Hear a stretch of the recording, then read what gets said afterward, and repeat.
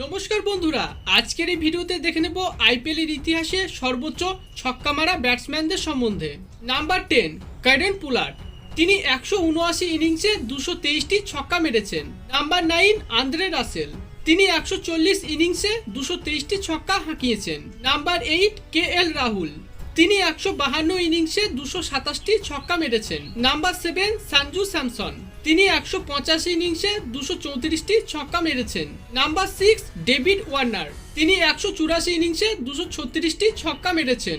Number 5 AB de Villiers, তিনি 184 ইনিংসে 251টি ছক্কা মেরেছেন। নাম্বার 4 এমএস ধোনি, তিনি 278 ইনিংসে 264টি ছক্কা মেরেছেন। নাম্বার 3 বিরাট কোহলি, তিনি 274 ইনিংসে 300+ ছক্কা মেরেছেন।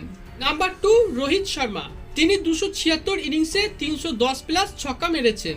নাম্বার 1 ক্রিস গেল, তিনি 142 ইনিংসে 357টি ছক্কা মেরেছেন। তো বন্ধুরা, আজকের এই ভিডিওতে দেখে নেওয়া প্লেয়ারদের মধ্যে আপনার কার ব্যাটিং বেশি ভালো লাগে তা কমেন্ট অবশ্যই জানাবেন। ধন্যবাদ।